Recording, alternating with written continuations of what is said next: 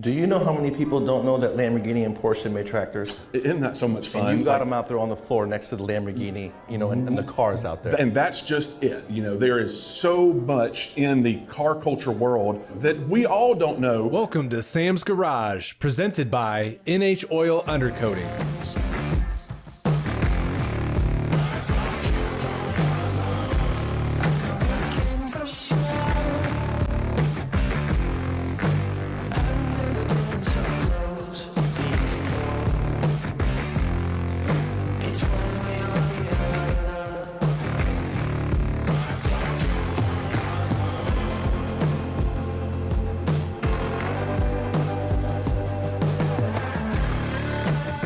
This week on Sam's Garage, we're firing on all cylinders.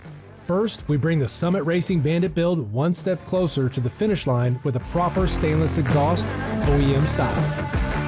Then Vic's Mustang gets a transmission update with some clever solutions for a smoother LS swap. Next, we head to NHOU, where the mission goes beyond metal. It's about innovation, integrity, and protecting what matters. And finally, we cruise into Georgia's Collector Car Appreciation Day, capping off a 60-mile ride with 100 classics and a big donation to a great cause. Let's get started.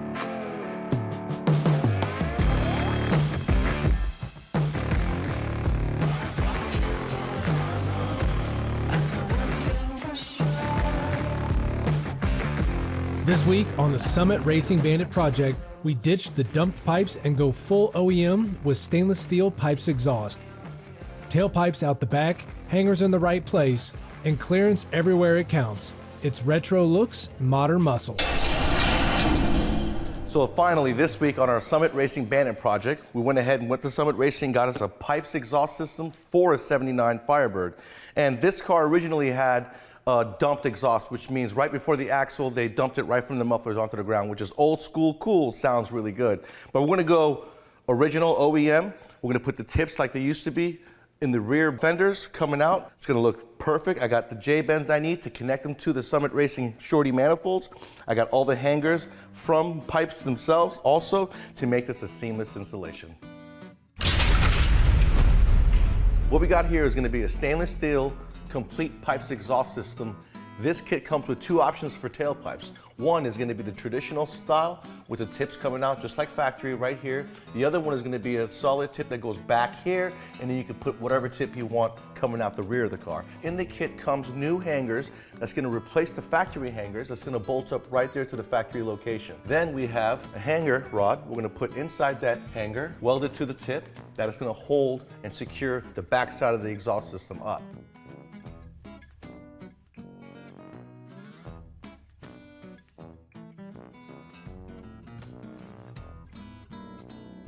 Then on the side right here, we've got one of these hangers. We cut the top, we trim the rod, and we're gonna put this on the top side of the muffler, giving it stability, and that's another mounting point for the exhaust system.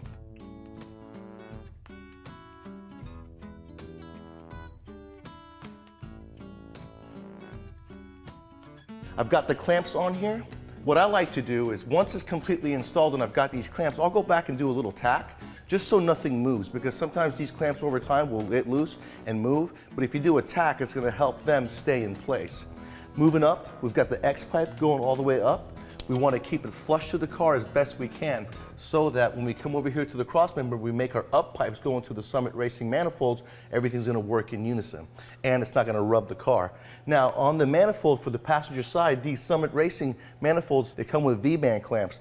On the passenger side, the V-band clamp comes a little bit too close. Just take a little grinder, and then it'll fit perfectly. Then we go ahead and make our pipes, connect them to the X pipe right here. We shouldn't need another mounting point. Those four would be sufficient. And then the fact that it's going to be bolted up to the V-band clamps will do its job up front.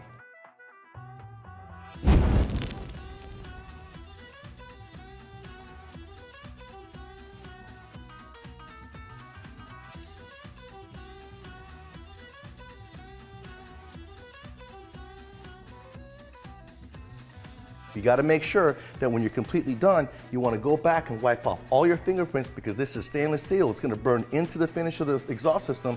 It's going to be for a bad look the rest of the life of the exhaust system, so don't do that.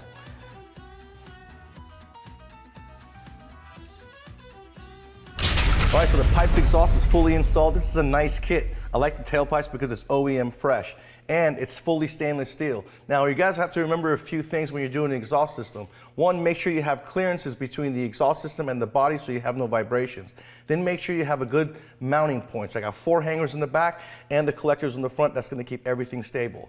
And last, don't forget you got to make it serviceable. So I had to make custom up pipes. Very easily, just remove these 2 clamps, remove the 2 V-band clamps, and the whole thing can be removed from the vehicle. Next week, we're going to attack the Dakota Digital instrument cluster.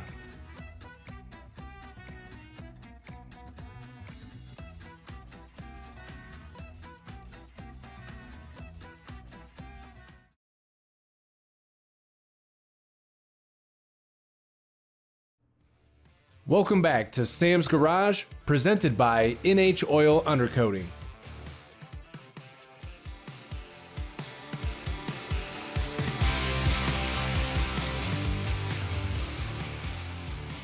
From throttle cable headaches to custom drive shafts, we're buttoning up Vic's Mustang swap with cooler lines, shifter mods, and a fresh transmission install, plus some pro tips to help make your own engine swap smoother and smarter.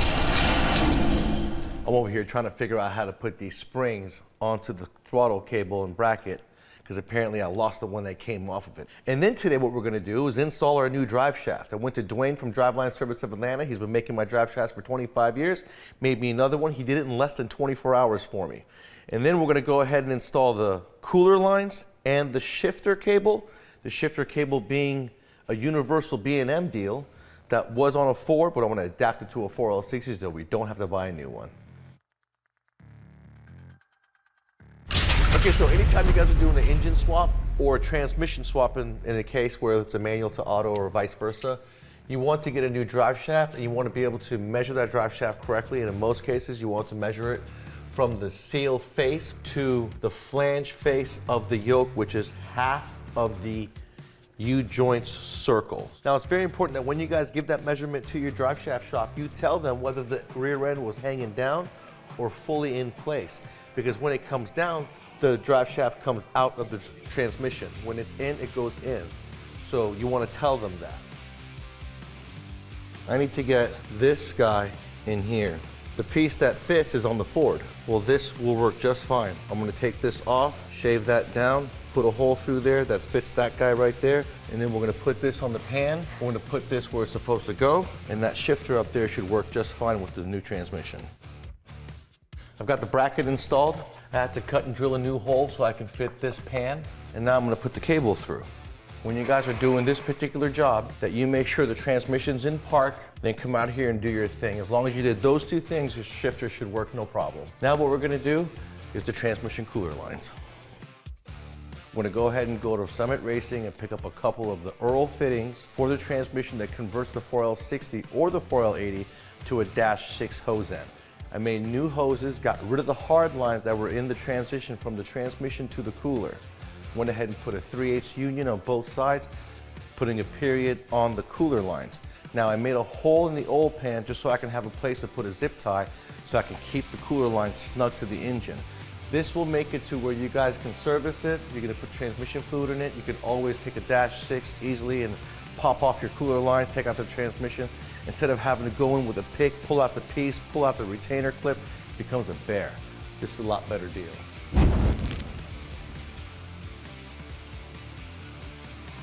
So if you guys are doing an engine swap in your car, no matter what it is, you just got to get creative. You got to figure out what's going to work for you. Go to Holley.com. Like I said, they got over 70 brands underneath their belt. They have every kind of part you can imagine to get your project completed.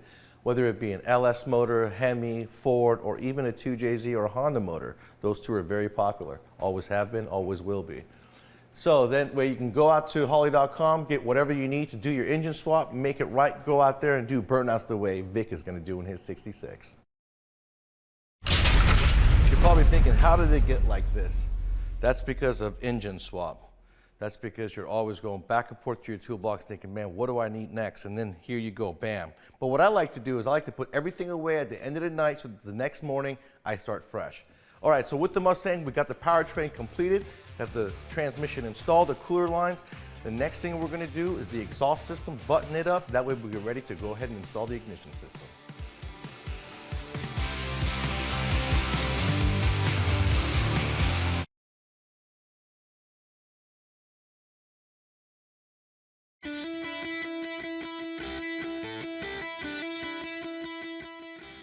We see the vehicles coming in on a regular basis. A big problem right now is brand new, off the showroom floor vehicles come in with major corrosion. And I don't mean I mean surface rust, but stuff that you shouldn't see on the undercarriage of a vehicle. And that's the beginning, right? That's the beginning. And so if people say they want to use our box wax, great.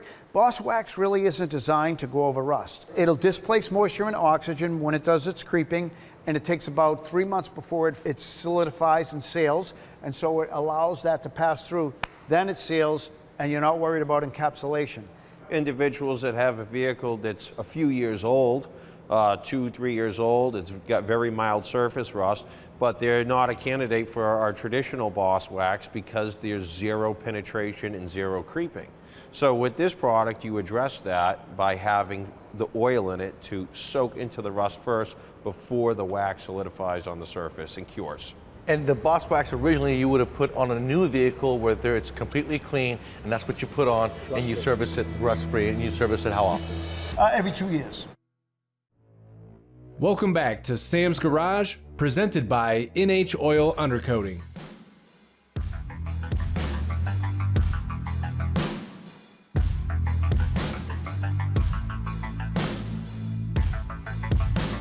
We're at NHOU, where protecting vehicles is personal. Joe and Joey aren't just talking products, they're showing how purpose, relationships, and innovation are driving the future of rust protection, one dealer at a time. I am here with Joe and Joey here at NHOU, and this family is all about protecting your investment. And today, they're showing all the new potential dealers and franchisees all about the new products from NHOU.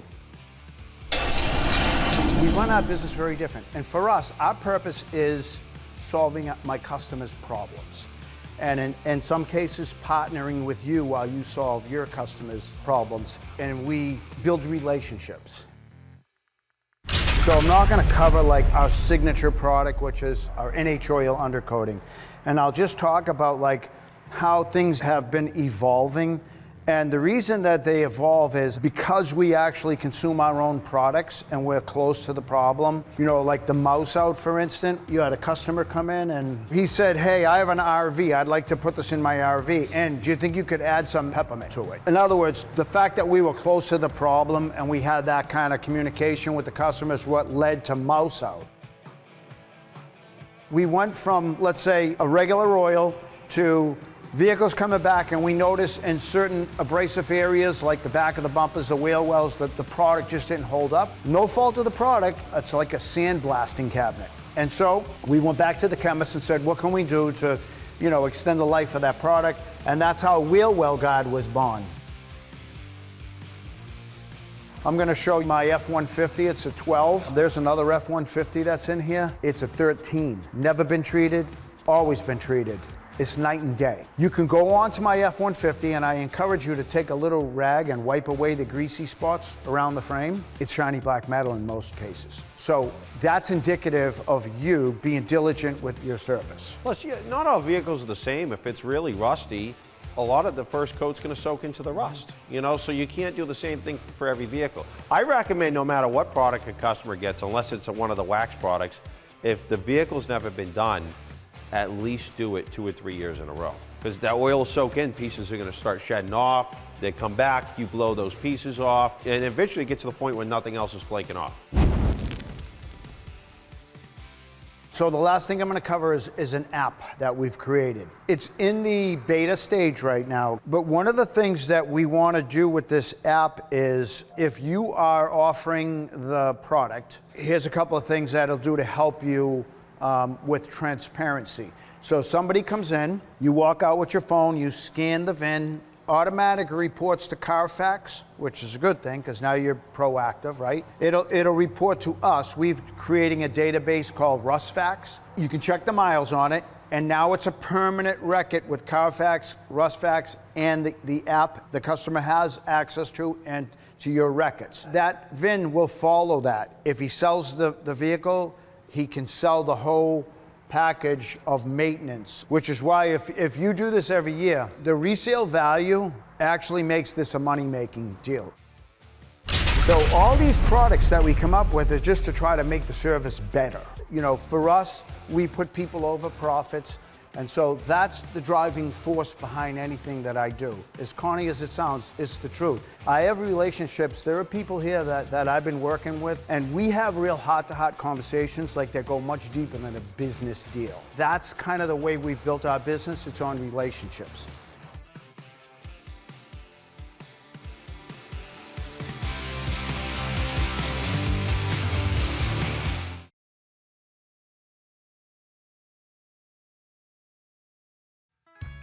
Welcome back to Sam's Garage, presented by NHOU.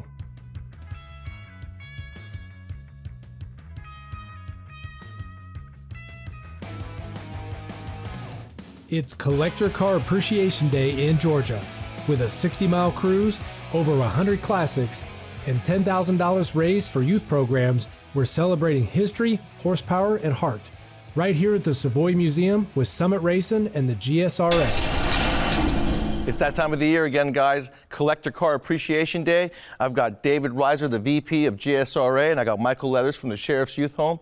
We are at the Savoy, which is the ending of our cruise that David set up. And I'm going to have David tell you all about what's going on today. So today, for the third annual Collector Car Appreciation Day, we started at a barn down in about 20 miles from here, did a 60-mile cruise through Bartow County. Tell us about the donation that we have raised here from this event that's going to Michael and the Sheriff's Youth Home. So this year, donations through the sponsors and the registration fees, and also cash donations today. We're going to be giving them over $10,000 this year.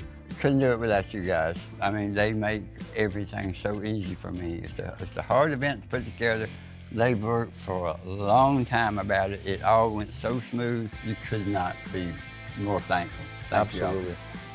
I'm here with Tom Chanel, who is the Director of Development here at the Savoy Automobile Museum. He's just one of the many fine people on this staff that makes it possible for us to enjoy this beautiful museum. Amen. You are exactly right there. It's just part of a team, and it definitely takes a village. And we are very fortunate to have a group here at Savoy that is able to connect people to the cultural diversity of the automobile. That is our mission here at the museum, because it's not about one era, one style, one make, or one model. It is about automotive history from the very early onset to what's happening today and what's coming down the road. And that's what makes you guys so special here at the Savoy. And you guys, if you're in Cartersville, here in Bartow County, Georgia, please check out the Savoy Automobile Museum and all their exhibits. You will not be disappointed.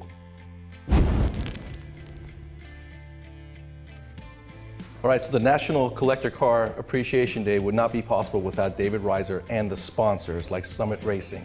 I'm here with Steve Kester, and he is the head of retail at Summit Racing, correct? That is correct, Sam. And a very good friend. I want to say thank you so much for being a part of this and making it possible for this to happen. Tell us about Summit Racing. Yeah, so Summit Racing, I think everyone in the car industry or the enthusiasts know who Summit Racing is.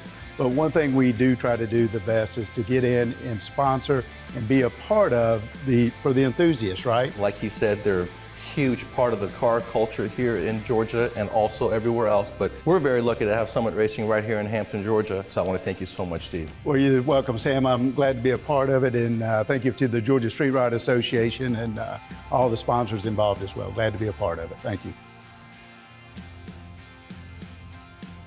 Another wonderful sponsor of this event is Street Side Classics. If you guys want an awesome car, a classic that you can really depend on and have trust in, you go to Street Side Classic and Shaw will take care of you with that purchase. So we aim to make it as easy as possible to sell and find your next classic car. I would suggest stopping by. We've currently got about 275 good ways to lighten your wallet in there. It is so cool to just even walk through there if you're not buying anything, to see the cars, to see the classics. Absolutely. And one of the things I didn't realize when I first started for Street Side was that we sell memories, and they get to enjoy the culture and the industry and the enthusiasm just as much as they wanted to, you know? Very important. Thank you, Shaw, very much for being out here, and thank you for Street Side Classic for being a sponsor.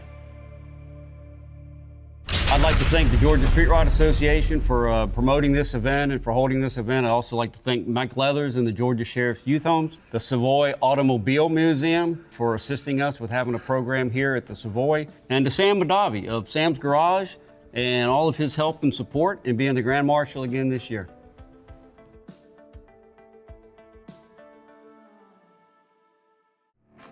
Be sure to check out Sam's Garage on these other media platforms.